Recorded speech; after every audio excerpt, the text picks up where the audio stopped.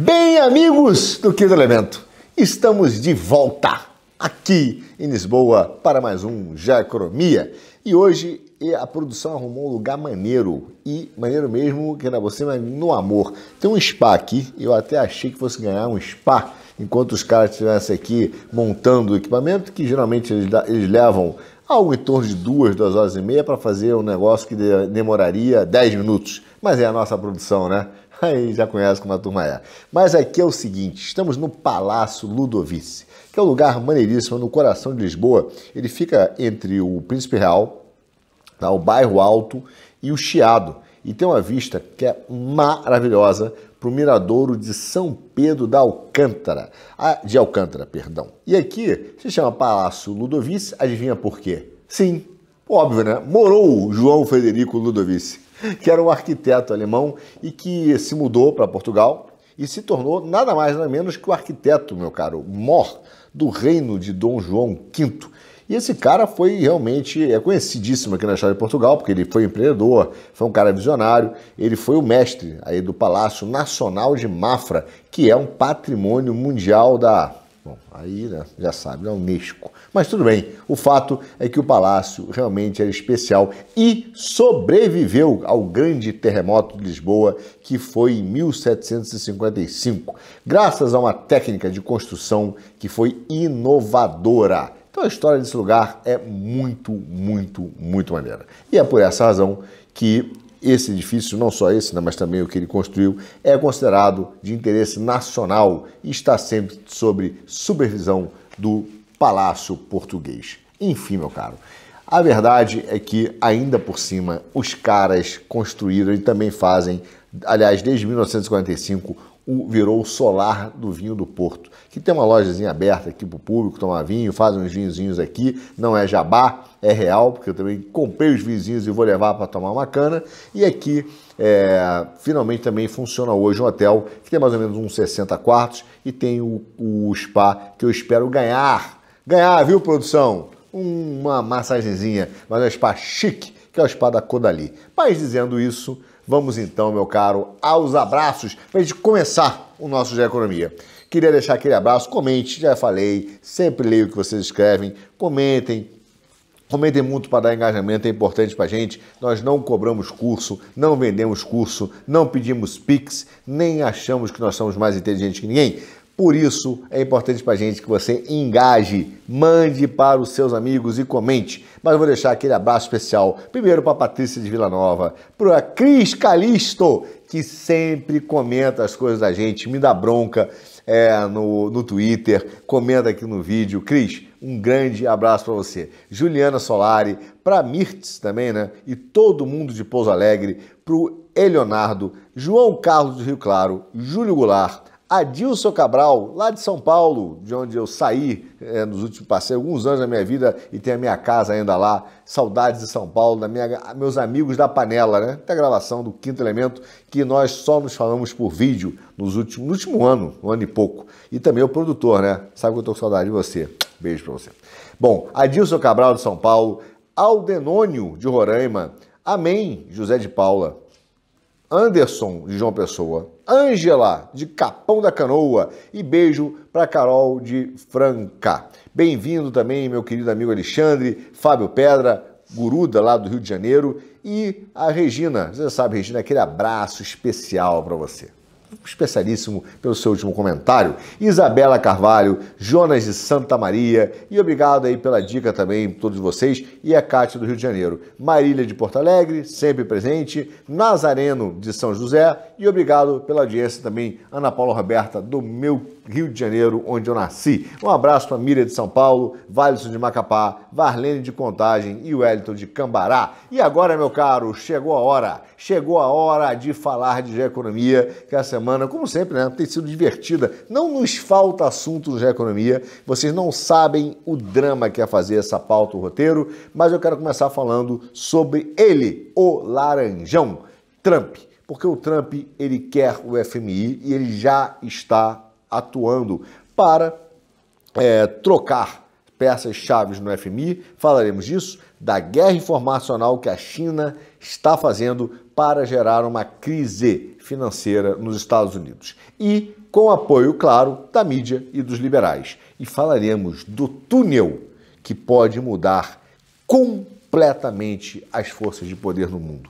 Um mero túnel, mas que pode mudar tudo. Assim como falamos da última vez, na semana passada, de como um mero porto e uma rota estavam alterando significativamente a estrutura comercial do mundo. O mundo, aliás, que vive em guerra. Em guerra não, meu caro, em guerras. Nós vivemos hoje em 7 grandes guerras. Nós vivemos uma guerra comercial, uma guerra de metais críticos, uma guerra digital, uma guerra industrial, uma guerra de defesa, uma guerra tecnológica e uma guerra de moedas. E não vai nem entrar na guerra quente que está rolando lá na Rússia, uma vez que já acabou também a pancadaria entre Israel e o Hamas. Mas nós vemos nessas grandes 7 guerras e elas podem ser expressadas por um motivo: o fim do liberalismo, o fim da lógica do mercado e da ideia de sistemas de preços. E é por isso também que nós já falamos aqui no GE Economia que isso tem a ver com o Trump usar e querer usar o Banco Central para conter as taxas de juros. Diga-se de passagem que o Lula agora também chorou essa semana no Brasil, né? Você viu, né? Ele falando aí, temos que baixar, o Banco Central precisa baixar a taxa de juros, enfim.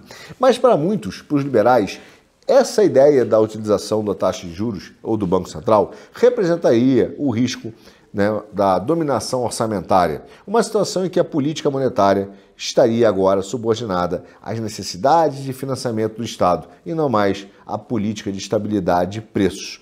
Mas o fato, meu caro, é que o fim do liberalismo tem levado a uma série de consequências relevantes. E uma delas é até o desequilíbrio estrutural que o modelo chinês também precisa. Ou seja, é curioso, o modelo chinês de crescimento se baseou em alguns pilares, mas um deles é o liberalismo. E a própria guerra comercial que o Trump tem trazido gerou um desequilíbrio estrutural na ascensão acelerada da indústria chinesa, que foi apoiada, sim, por grandes ajudas públicas em setores estratégicos como automóvel, bateria, mas não foi acompanhada pelo crescimento da demanda doméstica. Sem dúvida nenhuma, eu posso dizer para vocês que um dos grandes problemas do mundo hoje da China para enfrentar os Estados Unidos é a criação de demanda doméstica. Então eles podem falar, como o Jabor tem falado e insistido, que a China é um monstro, está dando certo, está fazendo tudo acontecer, mas ela tem um problemaço, que é a sua demanda doméstica. A gente já tratou isso aqui no Quinto Elemento e no GE Economia, mas isso não passou, porque as pressões deflacionárias na China estão durando de forma duradoura, sim. E isso reflete um excesso crônico da produção chinesa, em face de uma demanda interna estrutural. Ih, rapaz, hoje gaguejei. Estruturalmente muito baixa, mas também das políticas tarifárias que o Trump tem feito, tá? Só que a gente tem que estar atento ao seguinte: hoje, a China vende que ela tem um modelo produtivista puro, mas isso não é verdade, porque não é um modelo produtivista clássico, porque ela sabe, nós sabemos o óbvio, que ele vem carregado de um autoritarismo totalitário. E o pior é que também há, e eu tenho visto muito quando a gente fala da reindustrialização dos Estados Unidos, ou mesmo da atual política industrial do mundo, a ideia de que nós estamos voltando a um modelo puramente mecânico da indústria. Como foi na Revolução Industrial? Como se nós pudéssemos fazer indústrias puramente mecânicas ou com trabalhadores manufaturados. Mas a gente está esquecendo, ou se esquece de falar, ou não consegue se perceber, que quando a gente fala da reindustrialização dos Estados Unidos, nós não estamos falando de indústrias puramente mecânicas, mas de indústrias essencialmente tecnológicas. E aí tem um lado muito importante, que está rolando agora, e eu li um artigo que usou um termo que eu adorei para a gente falar aqui no GE Economia, que ele chamou de teologia algorítmica. Muito bom mesmo. O que ele quis dizer? Veja bem, no momento que nós estamos falando de reindustrialização dos Estados Unidos, fim do liberalismo, antes da gente entrar na tomada do Trump do FMI e da crise que a China quer criar, porque isso é importante para a gente entender o porquê e como a China precisa e quer criar uma crise financeira nos Estados Unidos com o apoio dos liberais, apoiado pela mídia e com aí sim uma parcela dos bancos topando isso. É preciso entender que hoje o modelo chinês e o modelo da indústria depende de tecnologia. Uma tecnologia que depende de um algoritmo. E por que uma teologia algorítmica? Porque hoje os algoritmos eles são controlados, no caso da China, pelos estados ou pelas empresas que servem ao Estado e que são, de alguma maneira, recebem influência dos estados, do Estado da China. Ou seja, assim como as antigas guildas, né, sancionadas no passado serviam ao poder imperial, algumas empresas hoje servem a um poder imperial estatal. Os algoritmos hoje estão no coração, meu caro, do novo poder. Assim como os deuses do passado, eles eram controlados pelo imperador, os algoritmos hoje são o coração de um poder controlado pelo Estado através de algumas empresas. Por isso é que cada vez mais nós devemos voltar a uma questão do direito que se perdeu. E se perdeu porque a China trapaceou, que é o direito à propriedade intelectual. De alguma maneira no mundo, para a gente poder voltar a um nível de competição honesta no campo industrial, que é tecnológico, todos os estados deveriam se comprometer com essa proteção de propriedade intelectual. Só que não existe hoje no mundo nenhum consenso no horizonte, porque a China, por exemplo, cansou de trapacear nesse quesito para poder competir com os Estados Unidos e com a Europa. Então aqui está o cerne, de alguma maneira, do que nós estamos vendo hoje na modernidade, que é uma acumulação histórica aí de invenções e tecnologias de desenvolvimento, mas que, de alguma maneira, essa tecnologia passou a não garantir mais um direito de propriedade intelectual ao seu inventor ou a quem o produziu. Mais do que nunca, na prática, todo o futuro da tecnologia e como nós vamos garantir o respeito à propriedade intelectual irá determinar como o jogo está sendo jogado. A China hoje ela oferece um modelo que é quase um neoimperialismo, baseado no controle das tecnologias por empresas estatais. Então, óbvio que eles veem uma dupla utilização nisso, claro, porque isso tem a ver com o desenvolvimento militar, mas também financeiro e, obviamente, econômico do país. E o que acontece? Nesse momento em que as empresas estatais chinesas resolveram controlar os algoritmos e a tecnologia de uma maneira também de empresas tecnológicas, mas que tem dupla utilização, o que os Estados Unidos entenderam? Que eles também, para ter um exército forte e independente, precisariam de controle da sua teologia algorítmica, dos seus algoritmos, de maneira que o Estado controlasse e garantisse a confidencialidade deles. Por isso é que a aliança do Trump com o Vale do Silício implicou também no desenvolvimento militar das tecnologias do Vale do Silício, como no caso da Palantir, que a gente já falou exaustivamente aqui no Quinto Elemento, né? Exaustivamente. Enfim, e no Geoeconomia. Mas o que nós percebemos é que no mundo hoje, para as empresas garantirem não só uma vantagem tecnológica, uma vantagem econômica, uma hegemonia, os estados precisam, então, proteger essas empresas, não mais pelo direito de propriedade intelectual, mas pela propriedade desses algoritmos debaixo de uma influência do Estado que permita que esses algoritmos não sejam conhecidos pelos seus estados concorrentes.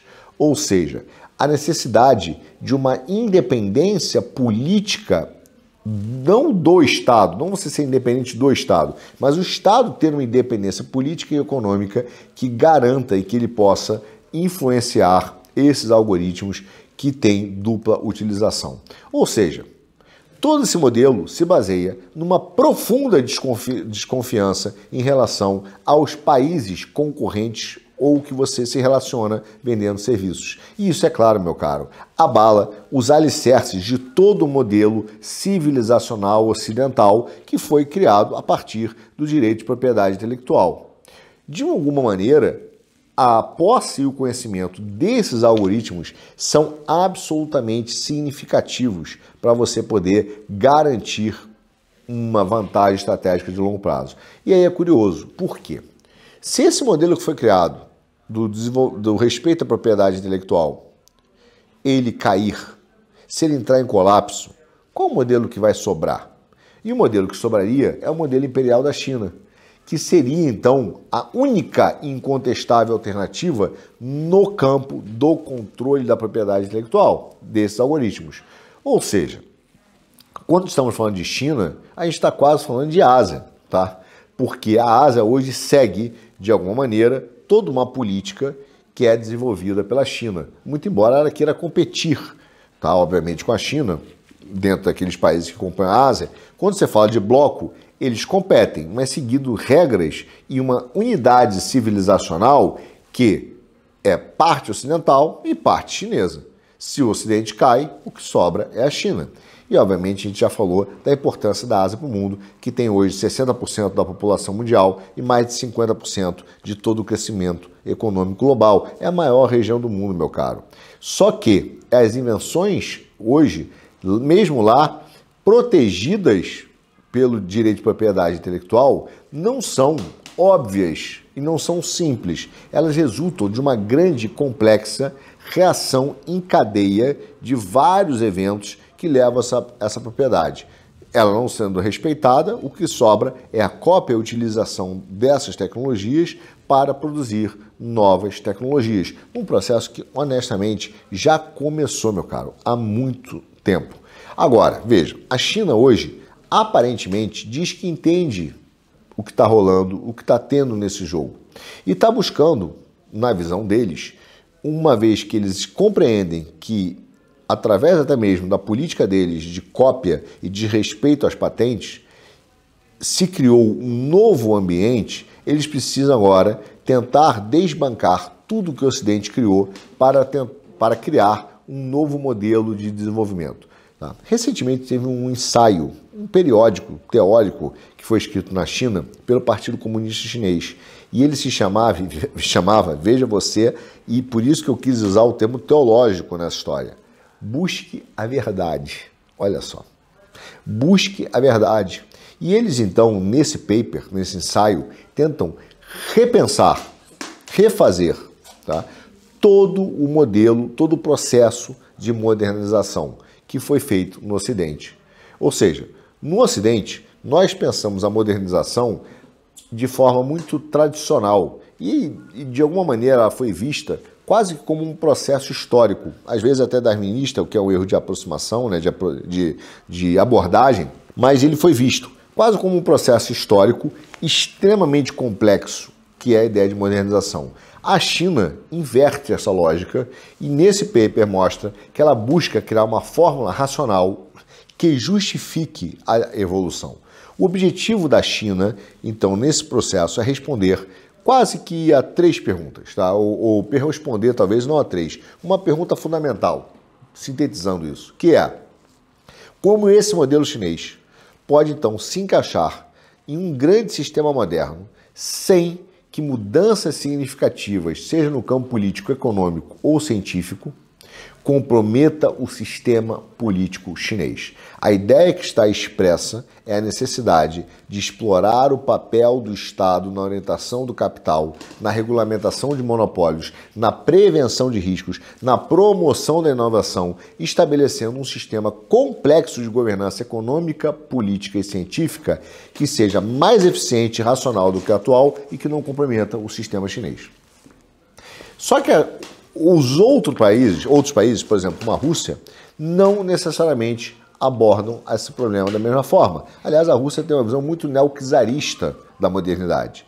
Tá? É mais profunda de alguma maneira, tem mais peso e ela então se coloca numa forma de sim desafiar o atual sistema ocidental. Agora, se a China realmente criar um modelo que funcione, que responda a certos problemas modernos, ela mudará todos os equilíbrios globais e também todo o espaço moderno de desenvolvimento e geopolítico da região.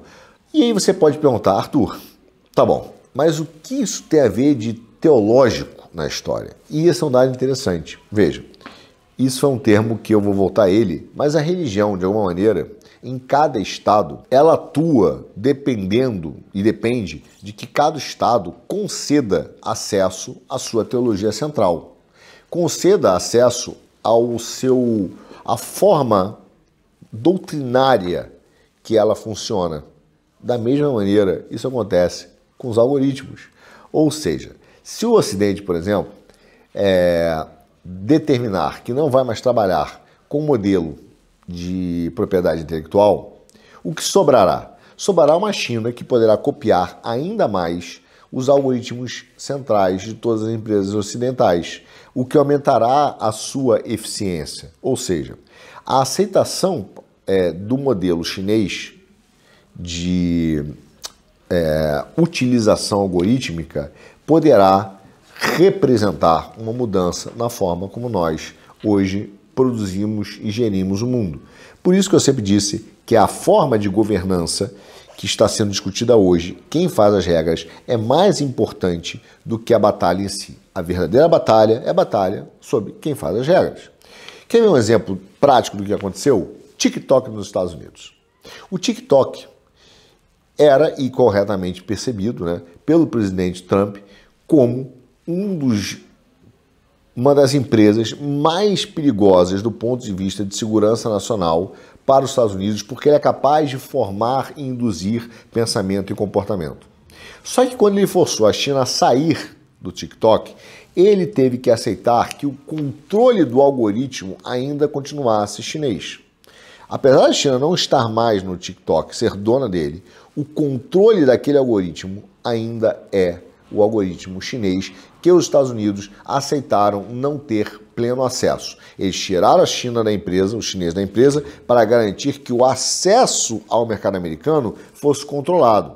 Mas o algoritmo que eles vão dar acesso ainda é chinês. Ou seja, eles aceitaram a sinização do TikTok, mesmo do ponto de vista dos seus algoritmos. Você sabe que, se tivesse que fazer uma analogia, é exatamente com o acordo, por exemplo, que o Vaticano fez com a China. A doutrina ainda é determinada pelo Vaticano, mas a forma que essa doutrina é espalhada na China e se essa doutrina terá acesso ao governo, às pessoas na China, aí isso é de gestão chinesa. Então o TikTok é exatamente o exemplo mais recente do que o criador desse termo, que é a tecnoteologia ou tecnoteológica, uma disputa tecnoteológica, criou. Ou seja, a ideia da tecnoteologia, que foi um termo que o Francesco Sisi determinou, é de fato o primeiro caso que a gente pode observar da implementação desse conceito do ponto de vista de que as empresas têm doutrinas que parecem ou são representadas tecnologicamente pelos algoritmos. E para a China, veja, apesar dela manter o seu algoritmo, o acordo foi um golpe, tá? Porque ela reteve aí 20% da presença no país, no mercado americano, mas, de alguma maneira, ela não tem mais a gestão desse acesso. E é um compromisso que é muito curioso, quer dizer, o compromisso hoje que os Estados Unidos fez com a China para garantir a presença do TikTok é um compromisso muito mais ideológico do que comercial, centrado até em princípios teológicos mesmos, tá? Em princípios dessa intangibilidade do algoritmo que continua sob gestão chinesa. Ou seja, a China mesmo não confia nas regulamentações de direitos de propriedade intelectual. Tá?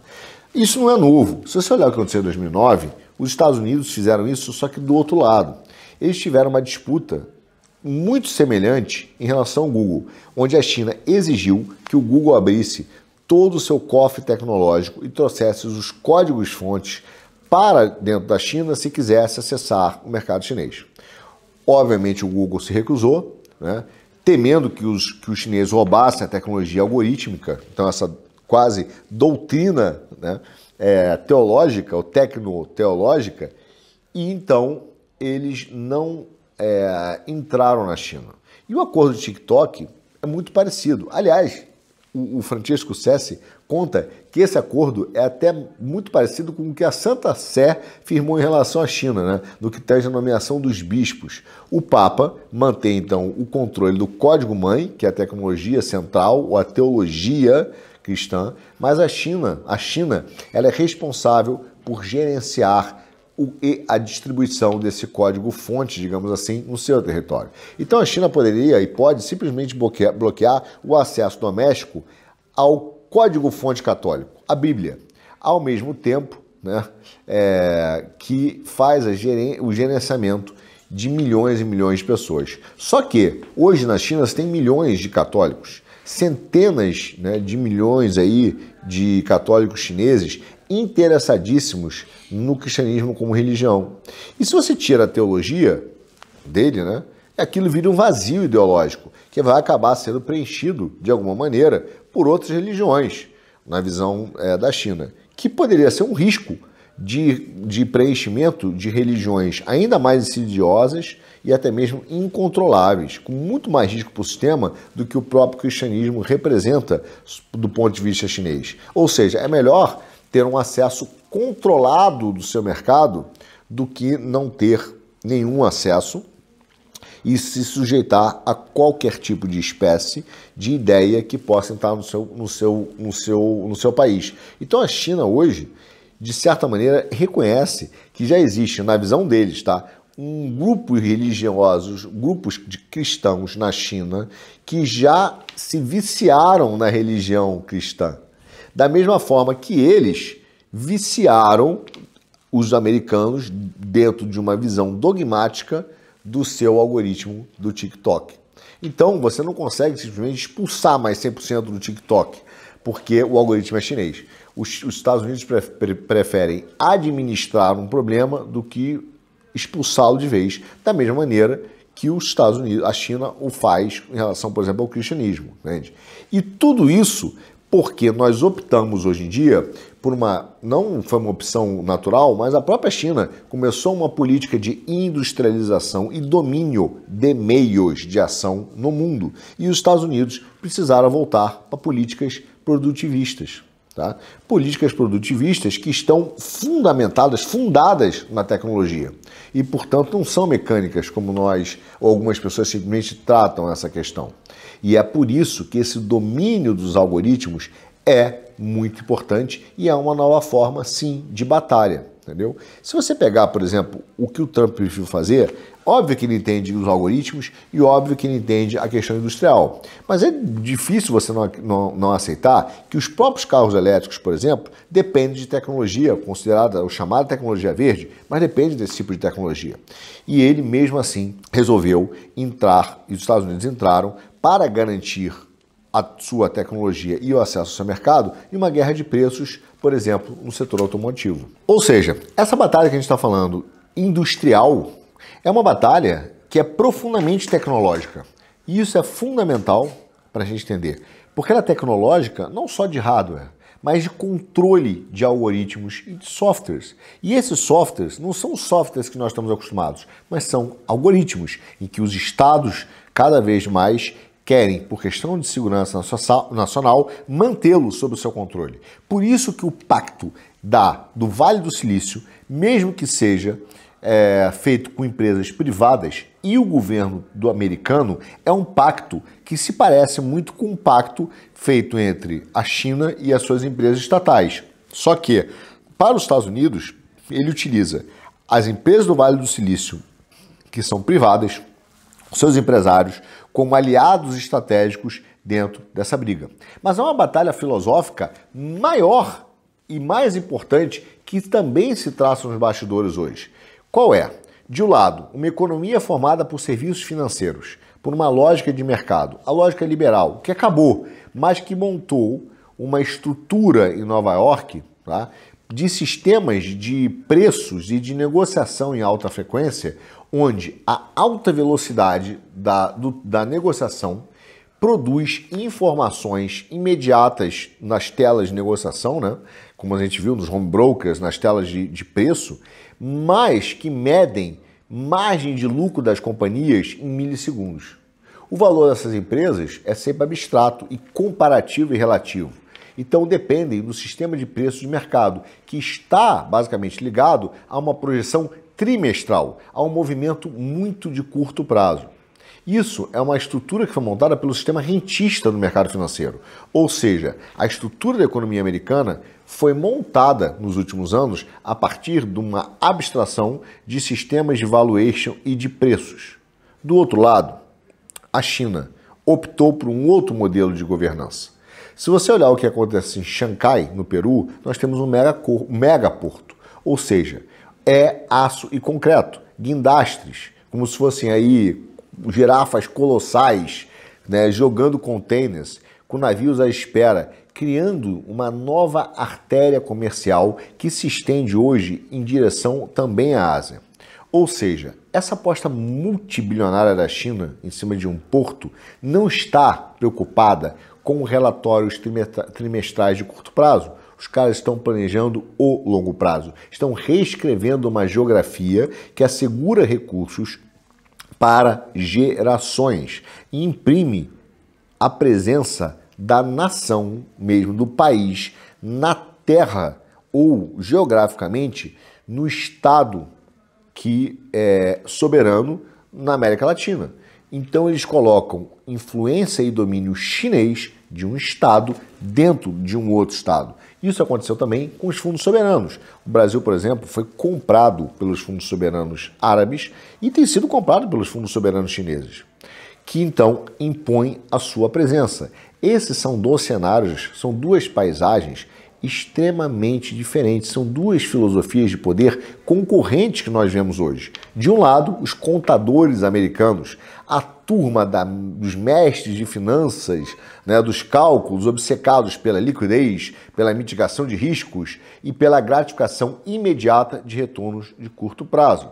Do outro lado, você tem os engenheiros, no caso particular chineses, mas hoje que estão sendo liderados pelo Estado, focados no longo prazo e dispostos a abrir caminhos hoje para resultados de longuíssimo prazo, de décadas, para se obter o retorno de certos investimentos. Há uma luta, uma batalha por uma nova infraestrutura e domínio dessa infraestrutura. Durante décadas, meu caro, o capitalismo americano foi guiado por um mantra: maximizar o retorno para os acionistas. Só que, por outro lado, isso gerou uma obsessão quase patológica por métricas de curtíssimo prazo, trimestrais, semestrais, online, em milissegundos. Veja, olhe que já existem portos na China que não dependem de pessoas. Toda a chegada do navio, os containers, os guindastes, são todos eletrônicos, usando tecnologia algorítmica, tá? Então já são portos extremamente inteligentes, sem a necessidade de pessoas. Só que hoje, veja só, qual a consequência dessa batalha? A lógica, a filosofia do sistema liberal de mercado implica perguntar por que fazer um investimento arriscado num prazo de 10, 20 anos em uma nova fábrica ou uma nova empresa, ou mesmo em pesquisa, quando você pode simplesmente recomprar ações das empresas de bolsa ou apenas olhar e inflar o seu bônus baseado em resultados trimestrais. Os números, meu caro, são brutais nesse sentido. Peguem o valuation das empresas americanas. As empresas do S&P 500, por exemplo, elas investiram mais de 800 bilhões de dólares, não em investimentos de longo prazo, mas em recomprar as suas próprias ações que estavam baratas. É uma quantia, meu caro, que é maior do que o orçamento nacional de pesquisa e desenvolvimento da maioria dos países desenvolvidos juntos. Os caras não têm 800 bilhões de dólares para investir. E as empresas americanas investiram para recomprar as suas próprias ações. Ou seja, é uma visão, sim, de curto prazo. Só que essa visão de curto prazo, nos últimos anos, migrou também para a política, para a visão política e corrompeu a visão democrática. Por exemplo, isso justifica a própria derrocada da democracia, que hoje, onde o povo só pensa no curto prazo, não discute um projeto de país, mas discute como administrar, por exemplo, dívida, contas públicas, como se nós fôssemos uma grande massa falida.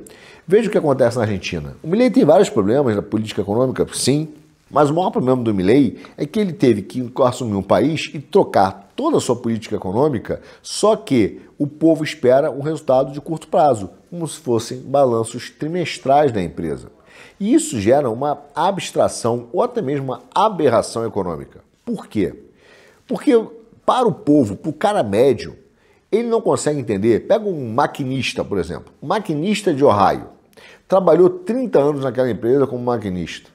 E ele viu as portas da sua empresa serem fechadas simplesmente porque ela não estava mais dando um lucro suficiente para o fundo do hedge fund da BlackRock, que preferiu fechar a empresa. É um exemplo, não estou dizendo que ele foi dono, mas foi assim que funcionou.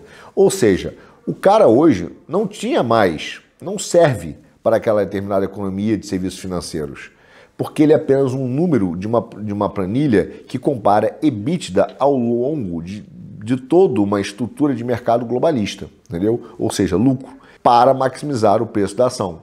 Só que tudo isso foi sendo alterado quando você volta o mundo do tijolo por tijolo. De certa maneira, Pequim usou, e eu não gosto de usar Pequim porque parece que ele está defendendo o modelo chinês. Não, estou defendendo o modelo produtivista, mas o modelo de Pequim adaptou o modelo produtivista através do seu Politburo para criar cada vez mais engenheiros e moldar o país com planos quinquenais de longo prazo, não em resultados trimestrais. E a sua principal ferramenta não é a ferramenta financeira, mas é a engenharia. É uma engenharia literal, concreta, portos, ferrovias, redes 5G, redes elétricas. Então, quando eles criam a estrutura da Rota da Seda, eles estão olhando essa visão. A China destinou mais de US$ 1 trilhão, segundo até o Banco Mundial, à produção do cinturão da Rota da Seda e criou então um novo sistema circulatório global. E não se trata de ajuda externa, se trata de criar uma arquitetura estratégica, entendeu? Ou seja, para um cafeicultor na zona rural da Etiópia, entendeu? Essa nova ferramenta, ou pelo menos, por exemplo, a nova ferrovia, tá, elétrica que vai para Djibouti, não é uma jogada de xadrez geopolítico, não. É algo que gera para o cara médio esperança concreta. É a diferença dos seus grãos apodrecerem num estado de terra ou chegarem ao mercado global em perfeitas condições, gerando futuro para sua família. Quando a China criou esse modelo produtivista estratégico, eles criaram um apoio político também da classe média de todos os países por onde passam a Rota da Seda, garantindo que uma influência não só econômica, mas política. Então essa estratégia deles vai muito além do concreto. Eles vão especificamente também criando uma nova estrutura política, mesmo quando eles criam uma nova estrutura digital. Entendeu? Paralelo, por exemplo, a toda a estrutura física que eles estão fazendo. Então, o corredor econômico, por exemplo, China-Paquistão, influencia também nas minas de cobalto lá do Congo. Ou seja, a lógica que esses caras criaram, a lógica do engenheiro, é a lógica de controle de artérias físicas e digitais do comércio, que vai levar a China a controlar o fluxo de poder global, não só econômico, mas também político, porque todas as classes médias e os pequenos produtores desses países dependerão das artérias da China para continuarem a manter o seu sustento. E essa é a grande percepção do Trump. Quando o Trump fala de reindustrialização, é por causa também da atingir, obviamente, satisfazer as demandas da sua classe média, mas entender que ele precisa controlar artérias dessa infraestrutura física e digital, também dos algoritmos. Só que, no atual modelo democrático, nós temos um grande problema. Nós encontramos atrasos burocráticos enormes, uma polarização política brutal, um setor privado hesitante, preguiçoso de voltar a falar de manufatura intensiva, que demanda capital de longuíssimo prazo, porque eles só olham para retornos de curto prazo do sistema rentista. Ou seja, de alguma maneira, há uma batalha filosófica dentro dos Estados Unidos que coloca em xeque a sua capacidade para construir uma infraestrutura de longo prazo. E quem é hoje, quem está realmente do lado do Trump, na ordem global, na construção dessa ordem global, que está afastando o mundo abstrato das finanças e dos serviços financeiros para construir uma realidade de ativos físicos reais, para criar uma cadeia de suprimento resiliente, de minerais essenciais, que elimine gargalos logísticos e que permita que uma nação possa construir uma vantagem decisiva de longo prazo. Pois é, os Estados Unidos, para criar ou recriar essa estrutura, dependem de inovação e de uma economia muito mais dinâmica do que foi criada pelo sistema financeiro, para poder competir com a China. Ou seja, a competição com a China não será vencida, meu caro, nas salas da Faria Lima ou de Wall Street. Ela será vencida ou perdida nos laboratórios, nos canteiros de obra, nas fábricas e principalmente numa nova encruzilhada que tem e que é fundamental, que vai além apenas do aço, do concreto, está diretamente ligada ao Vale do Silício. Reinaugurar a industrialização americana e competir com a China no setor produtivista que atende o trabalhador médio passa, sim, pelo Vale do Silício. É afastar uma filosofia do sistema financeiro e entrar dentro da inteligência artificial. E a China entende isso, entende que hoje o crescimento americano e a fonte de dinheiro para manter o crescimento e o consumo do governo Trump, que está enfrentando a China, passa única e exclusivamente pela inteligência artificial. E por isso, esse setor produtivista precisa ser atacado. Porque hoje o Trump está gerando um problema enorme dentro da China. E a China resolveu atacar. Resolveu criar a ideia de que é necessário uma crise dentro da inteligência do sistema financeiro americano, principalmente dentro das Big Techs. E começou a usar o seu poder midiático, a guerra de informação, para começar a alertar sobre essa crise. Hoje, essa semana, eu estava lendo jornais e de repente eu vi que todos os jornais europeus, americanos, mesmo americanos e asiáticos, todos juntos ao mesmo tempo, começaram a propagar a ideia de que existe um esquema Ponzi dentro do setor de tecnologia americano. Todos, Le Monde, Financial Times, Wall Street, New York Times, a Asia Times e jornais da Itália, todos começaram a criar essa ideia. E quem foi a pessoa a soltar o gatilho de pólvora foi uma jornalista do Financial Times, Gillian Tett, que não é nada demais, ela faz quase uma Miriam Leitão do Financial Times, mas ela fez um artigo falando sobre como o setor de tecnologia americano poderia estar supervalorizado, principalmente na inteligência artificial.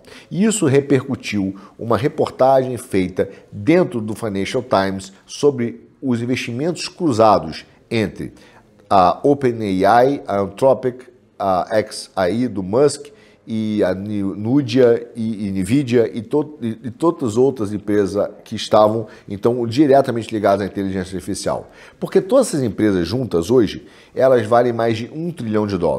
E o capital de risco puro em inteligência artificial investiu mais de $161 bilhões somente este ano, meu caro. Então, o que eles querem criar? Eles querem criar uma estrutura de narrativa que acabe com o poder de atração do capital das Big Techs, para poder encurralar os Estados Unidos no crescimento e na dívida. E por quê? Veja, como é que os Estados Unidos financiou a sua dívida e o custo da sua expansão militar? Muito simples. A dívida pública e privada dos Estados Unidos se deu numa crença, e se dá numa crença constante e visceral de crescimento futuro. Ou seja, desde 1945, o Tio Sam depende do crescimento anual da Bolsa de Valores americanos, que oscila de 6 a 7% ao ano, mesmo com volatilidade, e também do setor imobiliário para poder refinanciar os seus ganhos. Ele permite esses únicos dois grandes setores, mercado imobiliário e bolsa de valores, criar o que nós chamamos de efeito da riqueza, que é um motor do consumo americano que representa 70% do PIB americano. Ou seja, meu caro, veja, se a China acabasse com hoje a bolha, como eles chamam, ou a supervalorização das empresas de AI, ela até estaria atacando indiretamente a valorização da Bolsa de Valores americano e da sua capacidade, então, de gerar riqueza para o consumo, que é a grande força da economia americana, e também da rolagem da dívida dos Estados Unidos. Ou seja, quando Trump gera um problema para o setor de exportação chinês e também para a sua economia interna, a China começa a querer responder, gerando um problema para a economia interna americana. Se eu acabar com a força de consumo americana, que é sustentada pela valorização da Bolsa de Valores e da dívida, da rolagem de dívida americana, eu gero um problema para o Trump de igual magnitude que ele gerou para a China, tirando a sua maior força de argumentação. Se você quiser vender o seu produto dentro do maior mercado do mundo, você precisa sentar nas tarifas do Trump. E essas valorizações hoje estão sendo ditas transversais entre negócios da OpenAI, da NVIDIA, da Oracle, da AMD e da Broadcom. Agora, é verdade que a valorização das empresas de AI estão altas, que existe uma bolha nos Estados Unidos de preço, uma supervalorização, não necessariamente uma bolha. É verdade que o Trump tem feito de tudo para continuar atraindo capital para essas empresas e elas têm tentado crescer em diversos outros mercados. Também defesa para justificar a sua valorização. Mas o Jeff Bezos, aliás, colocou uma coisa muito interessante. Ele falou, pode ser sim que a Bolsa Americana esteja super precificada, overpriced, ou com alguma gordura de preço. Mas nós não somos uma bolha essencialmente financeira, porque as empresas de IA estão criando uma infraestrutura digital, física, absolutamente necessária para a inovação futura. Estão criando capacidade instalada e infraestrutura de grande e necessário potencial. Só que, nesse momento, aí entra o Financial Times e fala, opa, será? E aí eles começam a levantar uma a bola mesmo, de que existe uma bolha dentro do sistema. E esse artigo do Financial Times, que eu falei da jornalista, ela fala inclusive da possibilidade do que se chama de culto à carga, né? Que é mais ou menos o seguinte, respondendo ao Jeff Bezos, olha só, lá nas Ilhas de Melanésia, mais ou menos no século XIX, quando os ocidentais chegaram, eles inundaram a ilha com uma série de bens de consumo que nunca tinham sido vistos. E aí, para a turma lá, era extremamente benéfico todos esses bens, e eles associaram a chegada desses bens aos aviões, que eles chamavam de pássaros de metal, que começaram a chegar durante a Segunda Guerra Mundial. Então, o que acontece? Para eles, esse dilúvio, né, ela conta, essa mágica dos bens de consumo estava associado aos aviões e às bandeiras americanas que estavam sendo colocadas lá. O que eles fizeram? Para continuar na cabeça deles, recebendo as benesses desses produtos de consumo, eles começaram a construir aviões de bambu e também começaram a colocar as bandeiras americanas em tudo que é lugar, achando que com a bandeira e o avião de bambu chegariam então novos produtos de consumo. Eles confundiram, né, obviamente, uma falsa correlação de casualidade e chamaram esse termo de culto à carga. Tá? O físico depois, o Richard Feynman, ele até pegou essa metáfora para dizer que havia na ciência, e há mesmo até hoje, uma certa culto à carga. Ou seja, caso em que os pesquisadores usam preceitos e formas aparentes de investigação física para poder justificar os seus resultados. Só que eles perdem algo essencial na investigação científica, porque era como se eles usassem aviões de bambu que não pousam. Agora, essa analogia, meu caro, ela serve a IA? Veja como ela é perigosa. O que eles estão querendo dizer? Esta bandida, baseada numa guerra informacional, diz o seguinte, vocês estão construindo uma infraestrutura que diz ser absolutamente importante para levar a inovação, mas não quer dizer que seja verdadeiro. Pode estar construindo aviões de bambu, que não tenham a real capacidade de produzir inovação. Por quê? O que ela quer dizer é, o que realmente produz inovação é o sistema liberal. Vocês têm que manter o sistema liberal de preços, o liberalismo. Entende a maldade? Tudo isso é para dizer que a infraestrutura que a empresa de IA está montando, junto com as tarifas que o Trump estão fazendo, esse modelo é um modelo de bolha, é um modelo de um culto à carga, é uma mentira, para poder dizer o seguinte: ou vocês voltam para o liberalismo, ou existe uma bolha aqui. Ou seja, vocês estão criando uma ficção. Mas isso sim é uma guerra pura e absoluta, guerra de informação ou de desinformação, como diz a turma. E eles utilizam novamente a mesma estrutura, mídia, consultorias. Por exemplo, tem uma consultoria que foi a Bain Company, diz o seguinte: vocês vão precisar de 2 trilhões em receita até 2030 para financiar tudo o que vocês estão fazendo. Tá? Obviamente, aí respondeu o Sam Altman, né, da OpenAI. Falou: calma aí, nós estamos entrando em novos mercados, a IA vai revolucionar uma série de indústrias, vai revolucionar uma série de mercados. Essa infraestrutura não é avião de bambu, entende? Mas o que tem por trás disso? Por trás disso tem a ideia de que é necessário acabar ou criar uma bolha na economia americana para simplesmente acabar com ou enfraquecer o consumo interno para fazer com que o Trump tenha que ceder com as tarifas e reativar a economia chinesa.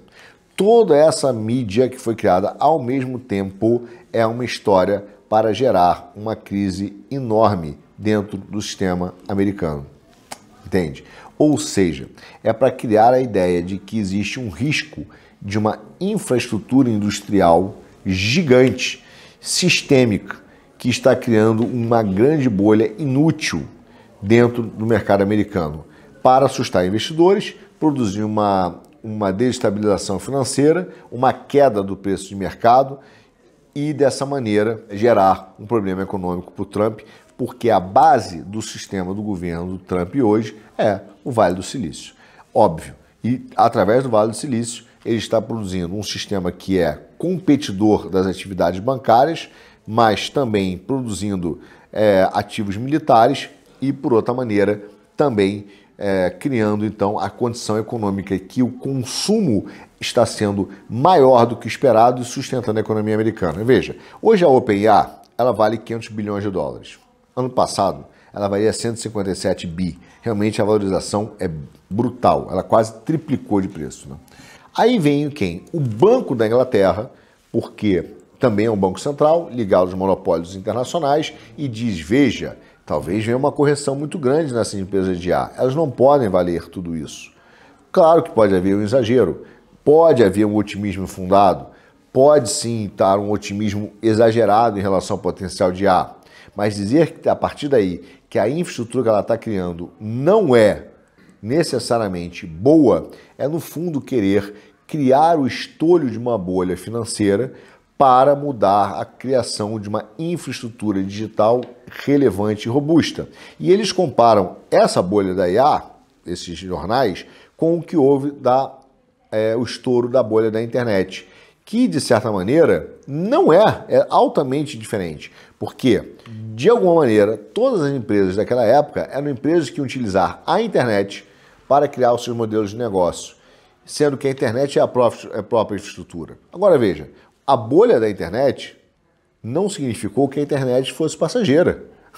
Muito pelo contrário, ela continuou sendo extremamente disruptiva e ela criou, sim, ativos reais. O problema foi apostar ou investir em ativos que eram puramente planos de negócio que não tinham realidade ou conexão física com a realidade, que é absolutamente diferente do potencial da inteligência artificial por tudo aquilo que está sendo criado, inclusive de uso militar, entende? Então o que você está vendo é a criação de uma grande narrativa para poder, de fato, atacar todo o plano de uma industrialização dos Estados Unidos. Tá? Aí você pode falar: Arthur, você não acha que uma avaliação de 500 bi é um valor considerável? Sim, veja, a empresa perdeu.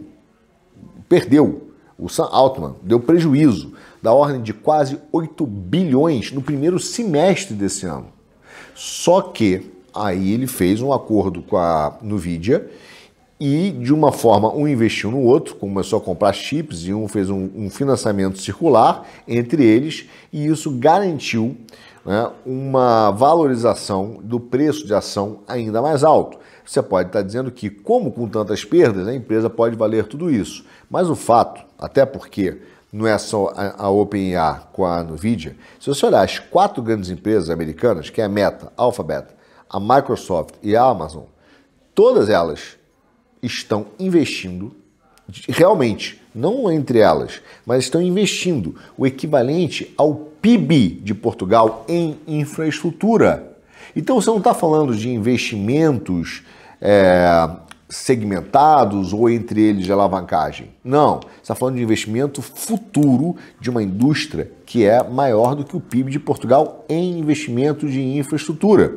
E esse é o grande medo de muitos desses liberais, porque um boom dessa IA está, de fato, levando o crescimento econômico para os Estados Unidos. Para quem, como a Europa, quer implementar o degrowth, isso é um risco brutal.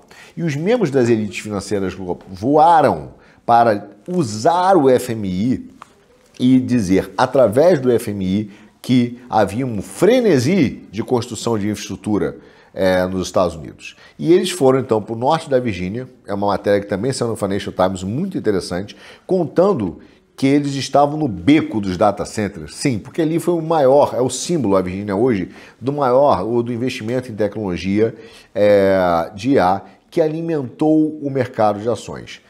E tudo isso é muito importante, porque recentemente, agora no início do ano, o FMI alertou as instituições que as políticas do Trump levariam a uma grande recessão da economia americana. Usaram até mesmo a turma do YouTube, até mesmo no Brasil, o Wok lá, falou, não, veja, vai ter 1929. Só que a própria Cristina Georgieva, que é a diretora-gerente do fundo, dessa vez não conseguiu explicar para ninguém a crise que não veio, porque o boom de investimento em IA trouxe um otimismo incrível dentro da economia americana. E isso desesperou os liberais, porque eles queriam que as tarifas comerciais gerassem uma grande crise. Foi feito pelo Locke, vem em 1929 aí. Só que a economia americana cresceu mais do que o esperado. Aí alguém pode falar, sim, mas o mercado de trabalho lá piorou, o número de empregos, mas isso é o esperado, né? O número de empregos no curto prazo de tecnologia irá fazer com que haja um crescimento econômico e uma piora dos empregos no curto prazo, para poder abrir novos empregos de IA no futuro, entendeu? Só que esses caras estão tentando criar uma crise de curto prazo. Veja, tudo isso são fórmulas antigas de batalha geopolíticas. O fato é que o FMI não soube explicar e justificar por que eles fizeram previsões tão mal fundadas. E aí resolveram apelar para a ideia da bolha de preço, porque isso facilitaria o FMI, a manutenção das instituições liberais, mas também a China nessa batalha estratégica. Agora veja, o JP Morgan Chase, que vai investir nos Estados Unidos mais de 10 bi de dólar, disse o seguinte, eu me sinto confortável, sim, de alguma maneira, com os preços do mercado. Vai dar tudo bem. Ou seja, há um otimismo nos Estados Unidos hoje que dá muita força à economia americana. E isso deixa a turma da FMI ainda mais numa saia justa para realizar e garantir as suas previsões. Não se esqueça que o FMI atualizou o crescimento dos Estados Unidos. Ele prevê hoje uma expansão de 2% da economia americana esse ano e 2% ano que vem. Então, num ritmo muito mais rápido do que o próprio G7. E, sem dúvida nenhuma, causado pela própria política do Trump, mesmo com os seus aumentos de tarifas. Então, esses caras entendem que o crescimento foi impulsionado exatamente pelos gastos e investimentos de empresas, mas também de indivíduos que receberam uma renda indireta através do mercado de ações maior, que fazem e estimulam os gastos. Então, isso surge como uma grande guerra geopolítica. E é por isso, meu caro, que o Trump entendeu que ele tem hoje que bloquear a utilização da guerra informacional contra ele através, obviamente, de notícias, porque essa guerra informacional é uma guerra de notícias. Então ele percebeu o seguinte: China hoje precisa destruir o Vale do Silício, no sentido até mesmo de valorização, para criar uma bolha, para reduzir a sua capacidade de infraestrutura e de industrialização americana. Mas também precisa enfraquecer o Vale do Silício para que ele perca a sua capacidade de gerar a teologia algorítmica, né? O controle de algoritmos chaves para competir com ela, a China. Como a China tem um modelo autoritário e estatal, ela precisa entender que não adianta ela apenas fomentar a sua própria indústria estatal. Ela precisa tornar e criar problemas para os Estados Unidos. Quem e para quem, obviamente, controla a sua teologia algorítmica do outro lado, que é o Vale do Silício e as empresas privadas. O Trump entendeu isso e está vendo que hoje esses órgãos liberais, como o FMI, precisam não apenas serem esvaziados, mas ressignificados e controlados. Ou seja, subordinado novamente, não mais aos interesses globalistas, mas à própria estratégia da Casa Branca.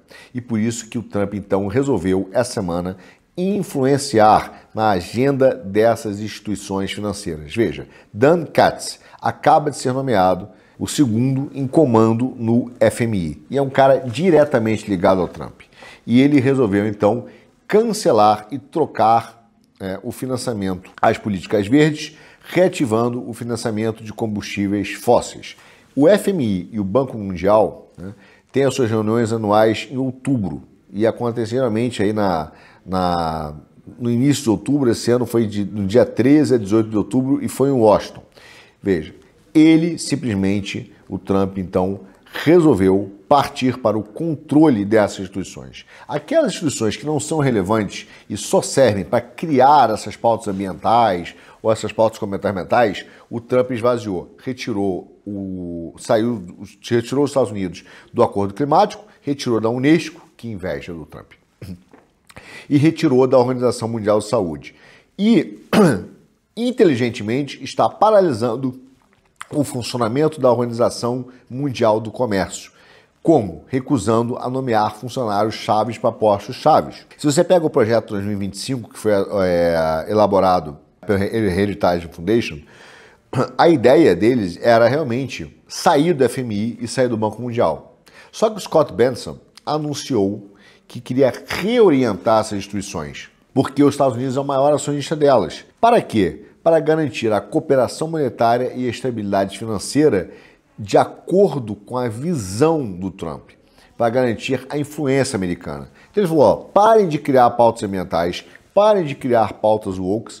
E aí o Scott Bessent disse, o objetivo de vocês vai ser redução da pobreza, porque traz o sul global para eles, crescimento econômico e criação de empregos no setor privado. Ou seja, o Bessent entendeu que existe hoje e criticou a quantidade desproporcional de tempo e recurso dessas instituições para as questões sociais, gênero e climáticas. Limpou essa pauta, trouxe e tenta trazer o FMI de novo para debaixo da sua influência. Por isso que a nomeação agora em outubro do Dan Katz, que foi chefe de gabinete do Bessent, mostra o interesse americano em transformar as ações do FMI, que eram climáticas, que eram comportamentais, mas agora se tornarem aspectos estratégicos para os Estados Unidos. E existe um motivo para isso.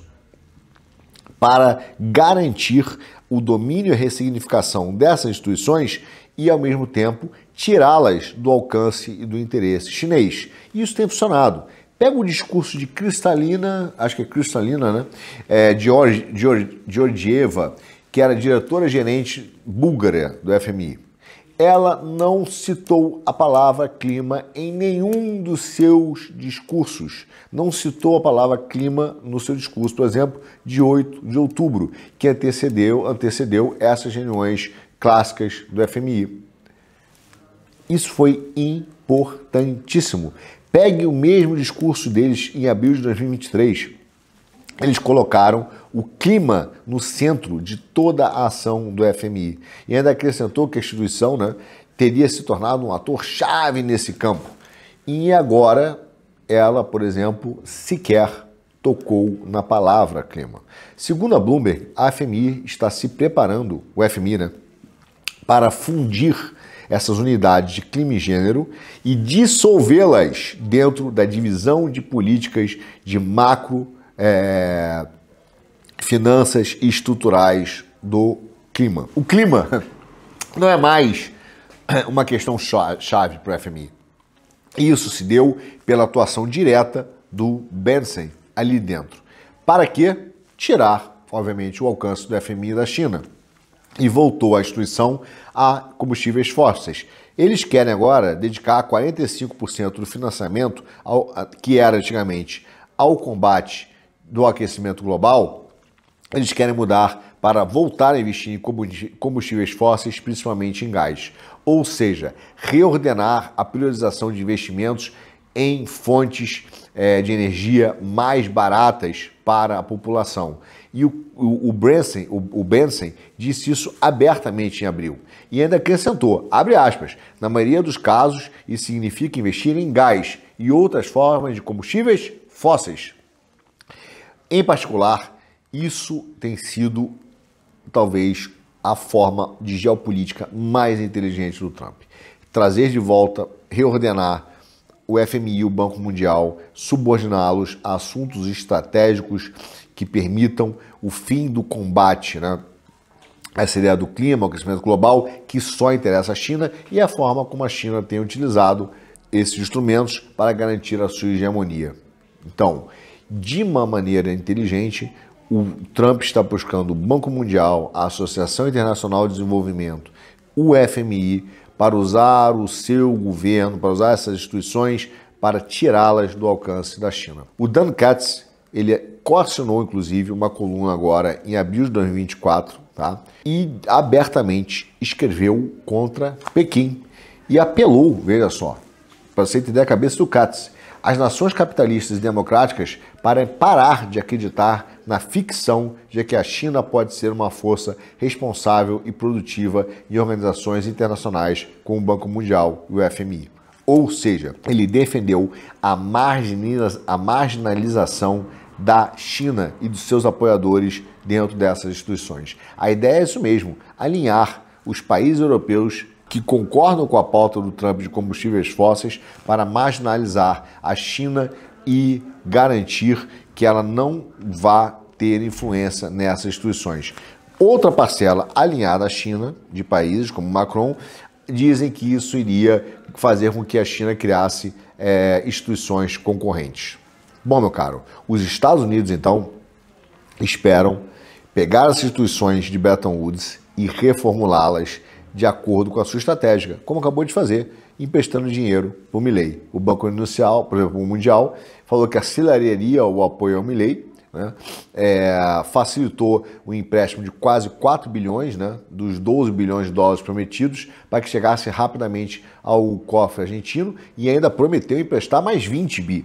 Ou seja, é importante realmente para o Trump acabar com essa pauta ambiental, que é o cerne da forma que a China quer exercer a sua dominação e criar uma economia planejada. O Trump, na sua campanha, criou o famoso Drill Baby Drill, né? Perfure Baby Perfure. E ele agora deveria criar um novo mantra, que é o Dig Baby Dig. Diguem, não pense besteira, é cavar, meu caro, cavar. Cavar, baby, cavar. Mas por quê?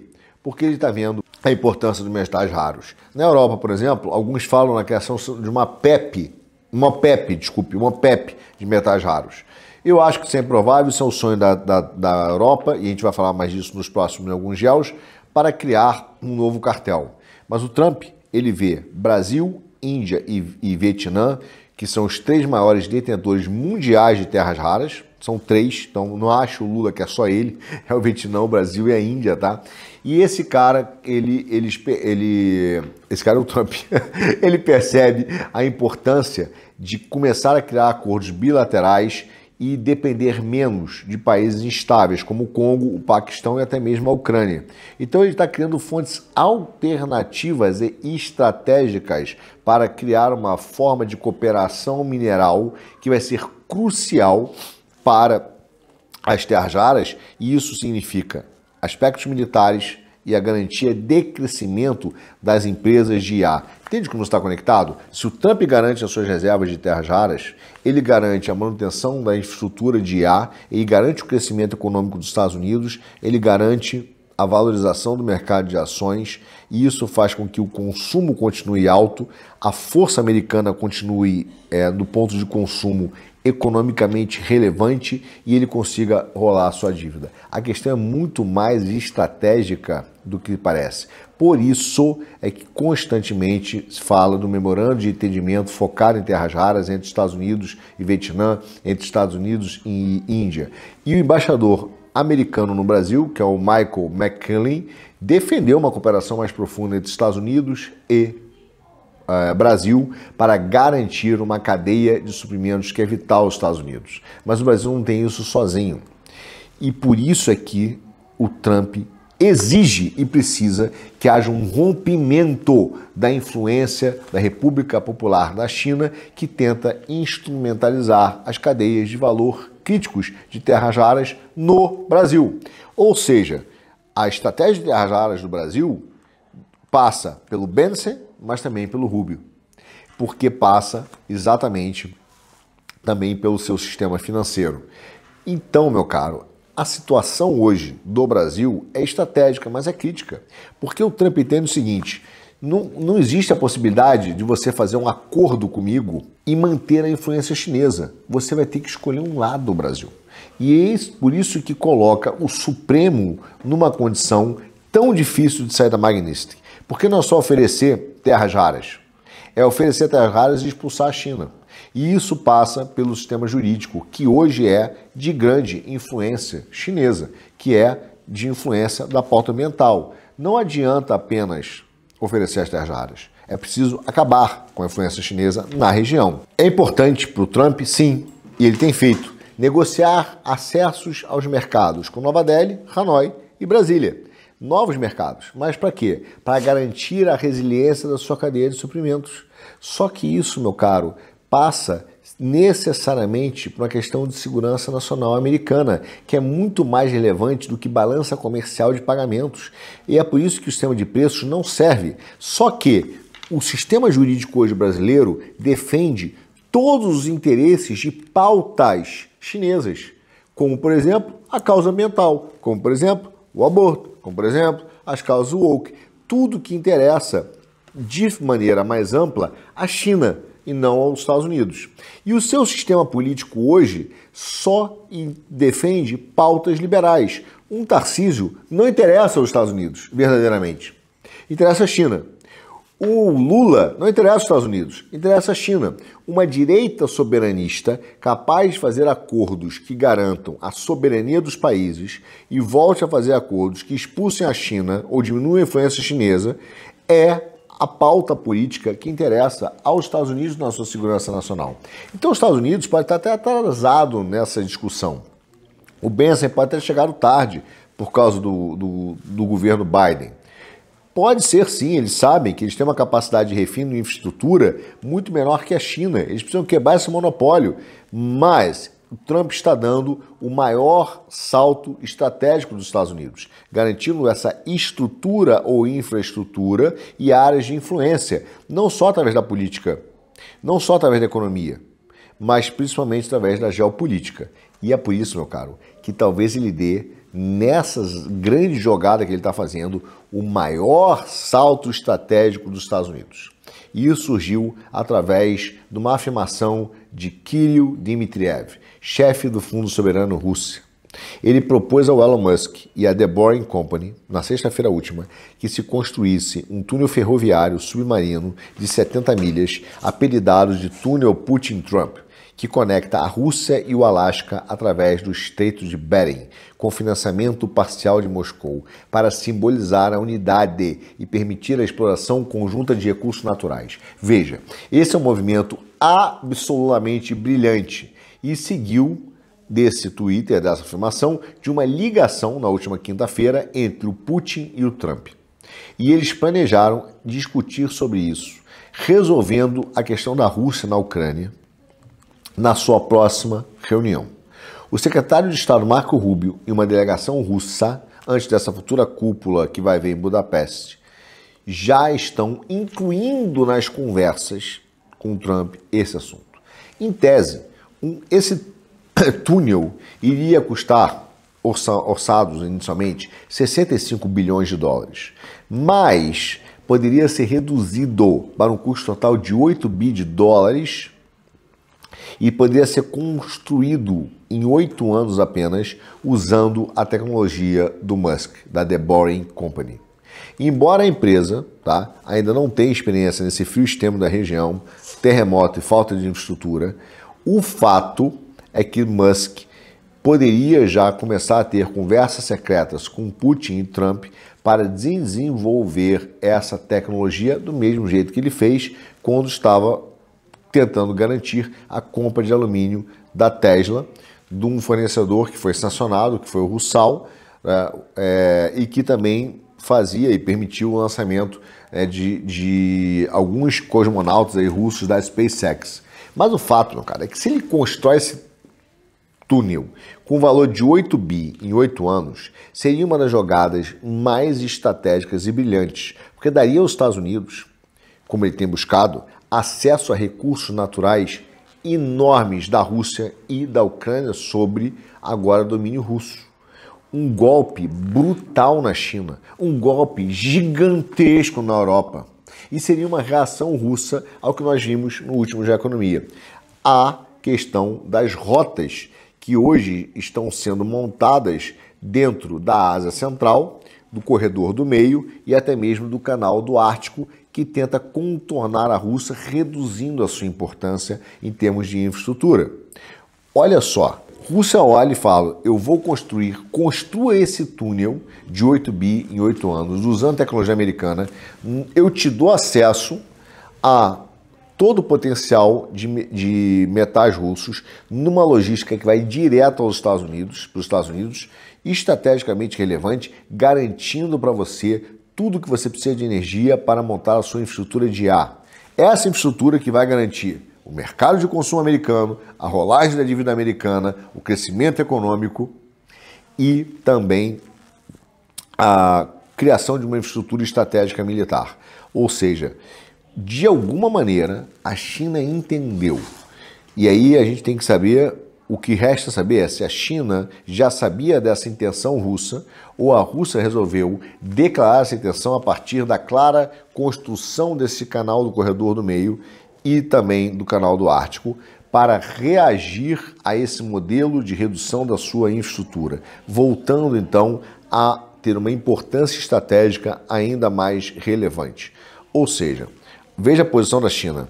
O meu maior inimigo hoje utiliza de políticas tarifárias para destruir a minha economia e não conseguir melhorar a minha economia interna. Qual é a minha saída? Hoje ela não tem nenhuma. Para ela continuar criando o cinturão da Rota da Seda, continuar criando o seu projeto de engenheiros comunistas, planejados pelo Politburo, a China vai precisar criar essa artéria e dominar essa artéria, enfraquecendo os Estados Unidos, enfraquecendo então o principal pilar de sustentação da dívida e do crescimento americano, o mercado de ações e as empresas de inteligência artificial, porque com isso os Estados Unidos começam a falhar na construção do seu crescimento econômico, gera uma crise interna e ela então coloca os Estados Unidos refém para dizer, vamos voltar a crescer no meu mercado interno e eu seguro a onda da sua valorização de bolsa. O que os Estados Unidos e Trump estão dizendo? Eu vou continuar enfraquecendo o seu mercado interno, gerando deflação, gerando um problema enorme para você. De maneira que você, China, não vai conseguir criar essa artéria e dominar as terras raras como você gostaria.